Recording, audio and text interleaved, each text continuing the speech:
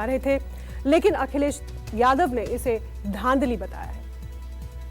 Exit poll पर बोलना नहीं चाहता था, लेकिन जो एग्जिट पोल आए हैं वो कहीं ना कहीं परसेप्शन ये क्रिएट करना चाहते हैं कि हाँ भारतीय जनता पार्टी जीत रही है, जिससे वो चोरी भी करें अगर, वो भी ना पता लगे कि हाँ चोरी हुई है। इसीलिए अगर हमने वोट दिया है तो मैं अपने नौजवानों से, किसानों से और आम लोगों को कहूंगा कि उतनी हमारी जिम्मेदारी बनती है कि वोट को हम बचाएं। अगर वोट नहीं गिना जाएगा तो लोकतंत्र कहां जाएगा, और ये लोकतंत्र की आखिरी लड़ाई है। मैंने कई बार कहा कि उत्तर प्रदेश का चुनाव लोकतंत्र की आखिरी लड़ाई है। इसके बाद तो जनता को क्रांति करनी पड़ेगी, तभी बदलाव आएगा। सर्वे में बीजेपी की जीत के अनुमान से बौखलाए समाजवादी पार्टी के मुखिया ने न सिर्फ ईवीएम में छेड़छाड़ की आशंका जताई, बल्कि लगे हाथ पार्टी कार्यकर्ताओं से ऐलान जंग का आह्वान कर दिया। लोकतंत्र पर खतरे का जिक्र करते हुए अखिलेश यादव ने पार्टी कार्यकर्ताओं से काउंटिंग सेंटर्स पर चौकन्ना रहने की अपील की, तो वाराणसी के अधिकारियों पर ईवीएम को बदलने का इल्जाम भी चस्पा कर दिया। खुलेआम जा रही हैं, बैलेट पेपर कूड़े के डब्बे में पकड़े जा रहे हैं, गाड़ी का नंबर हम बता रहे हैं आपको, एसडीएम लेकर के जा रहा है। और मैं तो कहूंगा कि चुनाव हमारे जितने भी समाजवादी लोग हैं कानून व्यवस्था को मानते हुए शांतिपूर्ण रहें, लेकिन जिम्मेदारी सरकार की भी तो है।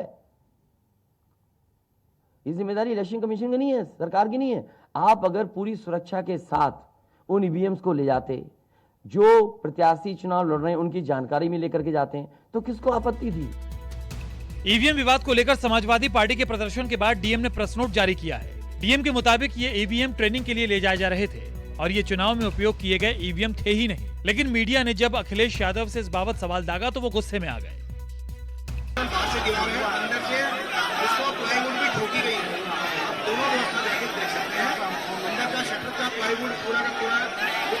डीएम कौन होता है? अगर प्रमुख सचिव मुख्यमंत्री फोन करेगा, डीएम क्या कर सकता है? डीएम की क्या हैसियत है?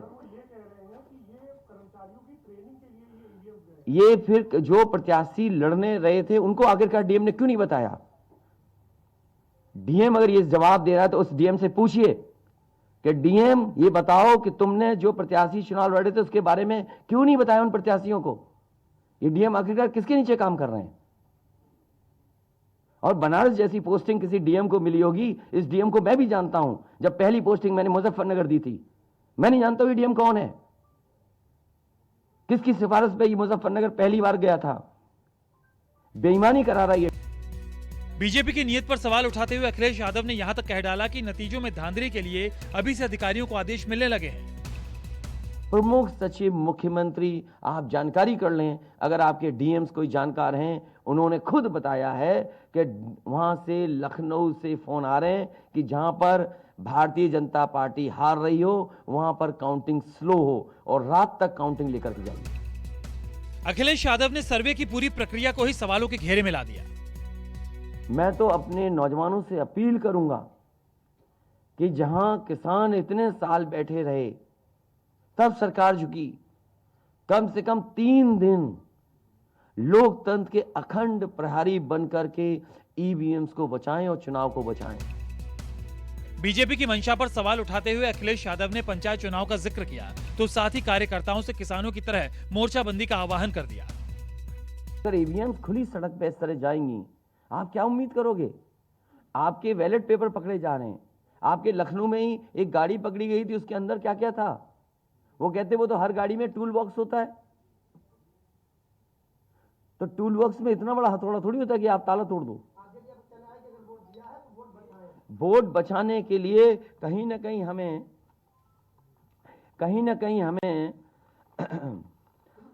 एक अखंड प्रहरी की तरह काम करना पड़ेगा। और अगर हमारे किसान इतने दिनों बैठ सकते हैं, अब तो 3 दिन की बात है, 3 दिन तो बैठना ही पड़ेगा। चुनावी सर्वे नतीजे तो नहीं होते, लेकिन अखिलेश यादव की माने तो बीजेपी सर्वे को धांधली की सीढ़ी बनाती है, जनता में भ्रम फैलाकर विपक्षी कार्यकर्ताओं में हताशा पैदा करती है। Bureau report, news 24। उधर चुनावी सर्वे में अपनी जीत से बीजेपी खुशी के मारे झूम रही है, लेकिन समाजवादी पार्टी को पूरा यकीन है कि यूपी में जनता ने बदलाव के लिए वोट किया है और 10 मार्च को असली नतीजे में बीजेपी की खुशी हवा हो जाएगी। समाजवादी पार्टी पूर्ण बहुमत से यूपी में सरकार बनाएगी, ऐसा समाजवादी पार्टी मानती आ रही है। मुझे उम्मीद है कि उत्तर प्रदेश की जनता 300 से पार समाजवादियों के और गठबंधन को जिताएगी। समाजवादी पार्टी ने प्रयास किया कि वो दिखाएं कि वो नई हवा नई सपा की बात करते थे। एक के बाद दूसरा उदाहरण देकर हमने कहा कि वही हवा है, वही सपा है। जनता ने भी अपना मत दिया है, वही चीजें बक्से में कैद हैं। इसे कोई जान नहीं सकता क्या परिणाम होगा। 100% अखिलेश जी ने जो कहा है, समाजवादी पार्टी की सरकार बनने जा रही है। बहुजन समाज पार्टी हमेशा से इस बात को कहती रही है कि ओपिनियन पोल्स और एग्जिट पोल्स पर हम विश्वास नहीं करते। अरे भाई, एग्जिट पोल का लड्डू खाने दीजिए उनको। जीत की असली जो रिजल्ट होगा वो अखिलेश जी लड्डू खाएंगे। एग्जिट पोल में जो ये सर्वे आए हैं, ये अनायास नहीं आए। जनादेश अभी ईवीएम में बंद है, लेकिन नेताओं की जुबान खुल चुकी है। सर्वे के अनुमानों से बीजेपी की बाछें खेल गई हैं, क्योंकि लगभग हर सर्वे में यूपी में योगी सरकार की वापसी तय लग रही है और अखिलेश यादव के सिंहासन का सपना चकनाचूर हो रहा है। न्यूज 24 और टुडेज चाणक्य के एनालिसिस के मुताबिक बीजेपी को उत्तर प्रदेश में बम्पर बहुमत मिलता नजर आ रहा है। एनालिसिस के मुताबिक बीजेपी को 403 में से 294 सीटें मिलने का अनुमान है, जबकि समाजवादी पार्टी को 105 सीटें मिलने का अनुमान नजर आ रहा है। यूपी में बीएसपी और कांग्रेस जैसी पार्टियों का पत्ता साफ होता दिख रहा है। बीएसपी को 2, कांग्रेस को 1 और अन्य को महज 1 सीट ही मिलती दिख रही है। हालांकि एनालिसिस को नतीजा नहीं माना जा सकता, लेकिन बीजेपी को यकीन है कि सर्वे के अनुमान ही नतीजों में तब्दील होंगे और समाजवादी पार्टी की हालत खिसियानी बिल्ली जैसी हो जाएगी। समाजवादी पार्टी ने प्रयास किया कि वो दिखाएं कि वो नई हवा नई सपा की बात करते थे। एक के बाद दूसरा उदाहरण देकर हमने कहा कि वही हवा है, वही सपा है, दंगइयों का हाथ, अपराधियों का साथ। और मैं तब भी कहता था, आज भी कह रहा हूँ कि वही हवा है, वही सपा है। 10 मार्च को अखिलेश यादव कहेंगे ईवीएम बहुत बेवफा। आज नहीं, 3 साल पहले छोड़ के बता दिया कि अब मेरे अंगने में तुम्हारा क्या काम, तुमको नहीं, हम गा के सुना के चले आए। और आज बता रहा हूं कि आप देखिएगा, सारे जितने भी एग्जिट पोल हैं, आपको कल पहले जब चरण की गिनती शुरू होगी, पहले चक्र की मतपत्र की गिनती होगी, उसी में आप देख लीजिएगा कि कम से कम 400 सीटों का रुझान आएगा। आपको आश्चर्य लगेगी हमारी बात। और उसके बाद जब ये ईवीएम मशीन की गिनती शुरू होगी, आप देखिएगा 12 बजे तक पूर्ण बहुमत की सरकार माननीय अखिलेश यादव जी को मुख्यमंत्री बनाने के लिए जनता मन बना चुकी है और उतनी सीटें उनको मिलेगी। चुनाव प्रचार के दौरान अखिलेश यादव अब की बार समाजवादी सरकार का नारा दे रहे थे। सीएम योगी आदित्यनाथ को मठ भेजने की बात कर रहे थे। 22 में बदलाव पर जोर दे रहे थे, लेकिन एनालिसिस के अनुमानों में अखिलेश यादव के दावे बेदम होते दिख रहे हैं। न्यूज 24 और टुडेज चाणक्य के एनालिसिस में सिर्फ 40% मतदाताओं ने ही सरकार बदलने की इच्छा जताई, जबकि 47% लोगों ने योगी सरकार के कामकाज पर मंजूरी की मुहर लगा दी। ये भी कह दिया कि सूबे की सरकार बदलने का उनका कोई इरादा नहीं है। सर्वे के अनुमानों पर जब बीजेपी बल्ले बल्ले कर रही थी, तब भी अखिलेश यादव अपनी जीत को लेकर निश्चिंत रहे। सोमवार की शाम अखिलेश यादव ने ट्वीट किया, 7वें और निर्णायक चरण में सपा गठबंधन की जीत को बहुमत से बहुत आगे ले जाने के लिए सभी मतदाताओं और विशेषकर युवाओं का बहुत बहुत आभार। हम सरकार बना रहे हैं। अखिलेश यादव के सबसे अहम सहयोगी जयंत चौधरी ने भी सर्वे के अनुमानों को बेमानी बताते हुए बीजेपी पर तंज कसा। आरएलडी अध्यक्ष जयंत चौधरी ने ट्वीट किया, एग्जिट पोल क्या करेंगे जब वोट कोको ले गए। गठबंधन के कार्यकर्ताओं ने बहुत संघर्ष किया है, अब बस धैर्य से शांतिपूर्वक मतगणना में सहयोग करें। जयंत चौधरी, अध्यक्ष आरएलडी। ये जो कल एग्जिट पोल आए हैं, मैं एग्जिट पोल पर बोलना नहीं चाहता था, लेकिन जो एग्जिट पोल आए हैं वो कहीं ना कहीं परसेप्शन ये क्रिएट करना चाहते हैं कि हाँ भारतीय जनता पार्टी जीत रही है, जिससे वो चोरी भी करें अगर, वो भी ना पता लगे कि हाँ चोरी हुई है। इसीलिए अगर हमने वोट दिया है तो मैं अपने नौजवानों से, किसानों से और आम लोगों को कहूँगा कि उतनी हमारी जिम्मेदारी बनती है कि वोट को हम बचाएं। अगर वोट नहीं गिना जाएगा तो लोकतंत्र कहाँ जाएगा? और ये लोकतंत्र की आखिरी लड़ाई है। मैंने कई बार कहा कि उत्तर प्रदेश का चुनाव लोकतंत्र की आखिरी लड़ाई है। इसके बाद तो जनता को क्रांति करनी पड़ेगी, तभी बदलाव आएगा। जनता ने भी अपना मत दिया है, वही चीजें बक्से में कैद हैं। इसे कोई जान नहीं सकता क्या परिणाम होगा जब तक वो बक्से खोलेंगे नहीं। सच्चाई तो यही है। बाकी एग्जिट पोल की एक प्रक्रिया होती है। मैंने कभी किसी बूथ पे वोट डालते वक्त किसी एग्जिट पोल वाले को आज तक तो देखा नहीं। अब कहाँ से डेटा लेते हैं, इनकी भी एक प्रक्रिया होगी, लेकिन मैं मानता हूं कि ये एक राय है। इस राय से मैं सहमत नहीं हूं। जो उत्साह हमने देखा, जो परिवर्तन लाने के लिए एक निश्चय लोगों के मन में था और जो विश्वास हमारे और इस गठबंधन के प्रति आम लोगों में दिखाई दिया, मुझे लगता है कि सर्वे से अलग ही नतीजे खुले। यूपी के चुनावी रण में हमेशा की तरह इस बार भी बीएसपी दलित वोटों की सबसे बड़ी दावेदार थी, तो कांग्रेस महासचिव प्रियंका गांधी ने भी महिलाओं को सियासत में हिस्सेदारी देकर पंजे को मजबूत करने की पूरी कोशिश की थी। लेकिन एनालिसिस के अनुमानों से कांग्रेस और बीएसपी दोनों के मंसूबे धराशायी होते दिख रहे हैं। बहुजन समाज पार्टी हमेशा से ये इस बात को कहती रही है कि ओपिनियन पोल्स और एग्जिट पोल्स पर हम विश्वास नहीं करते। हम अपने काम पर विश्वास करते हैं, कार्यकर्ताओं पर विश्वास करते हैं और अपने विचार पर कायम रहते हैं। अब ये जो एग्जिट पोल्स आए हैं, जनता ने फैसला सुना दिया है, ईवीएम मशीनों में बंद है। हमारा फिर भी मानना है कि जिस प्रकार भीड़ जुटी थी बहन मायावती जी के मीटिंग्स के अंदर, उसके अनुसार बहुजन समाज पार्टी एक बड़ी ताकत के तौर पर इस चुनाव में उभरेगी। एग्जिट पोल में जो ये सर्वे आए हैं ये अनायास नहीं आए। अब भगवान की जो इच्छा है उसको कोई नहीं नकार सकता, ना ही कोई चुनौती दे सकता है।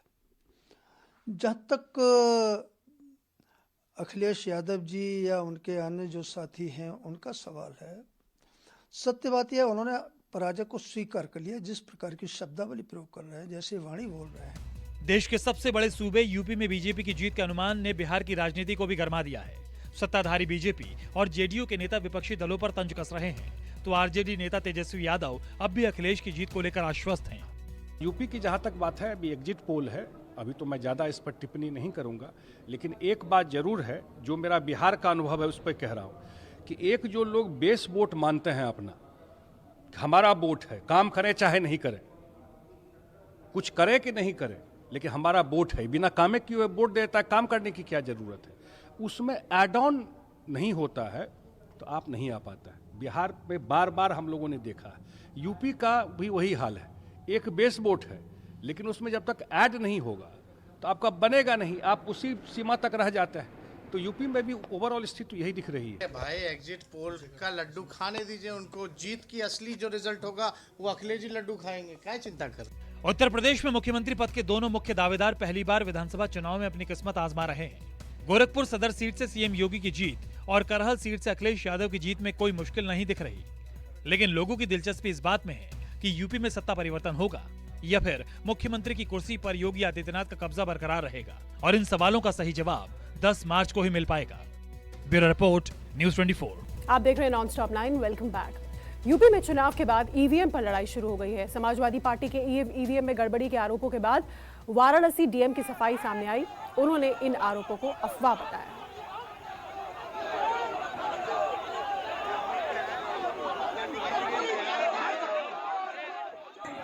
जो आदमी इस कंट्रोल यूनिट को जानता ही नहीं होगा, वो परसों प्रशिक्षण कराएगा कैसे? उनके लिए 20 ईवीएम ट्रेनिंग की निकाली गई थी और वो ट्रेनिंग की ईवीएम यहां से यूपी कॉलेज जा रही थी। जब लोगों को शक हुआ तो उन्होंने उस गाड़ी को रोक लिया, उस गाड़ी पे चढ़ गए। उसमें बक्से थे 2 स्टील के, उन्हीं में 10-10 का सेट होता है। वो बक्से खोल लिए और बक्से खोल के कुछ लोगों ने गाड़ियों पर चढ़ के ईवीएम लहराई और ये साबित करने की कोशिश की कि ये जिनमें चुनाव हो चुके हैं वो वाली पोलिंग की ईवीएम है। अब स्थिति ये है कि यूपी कॉलेज की जो कल ट्रेनिंग होनी है वो तो होनी है। पहला तो किसी में शक नया नहीं हो जाए, इसलिए मैंने ये कह दिया कि उन कर्मचारियों की कोई ईवीएम प्रशिक्षण ना कराया जाए, वहां पे कोई ईवीएम नहीं ले जाई जाएगी, ताकि एक नई कहानी दोबारा से ना शुरू हो जाए। Welcome back. आप देख रहे हैं नॉन-स्टॉप 9। ईवीएम में गड़बड़ी के आरोपों के साथ अखिलेश यादव बीजेपी पर हमलावर हैं। उन्होंने ट्वीट किया अब से थोड़ी देर पहले, आज से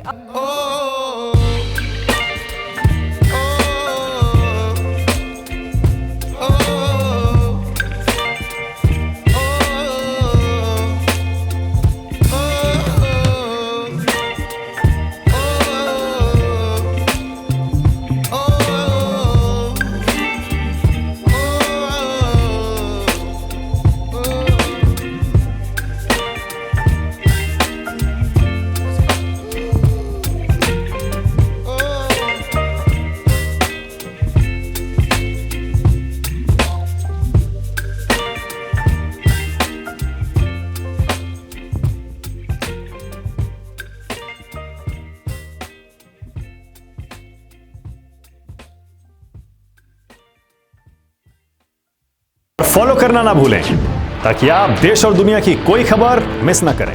तो जुड़े रहिए हमारे साथ और देखते रहिए न्यूज़ 24।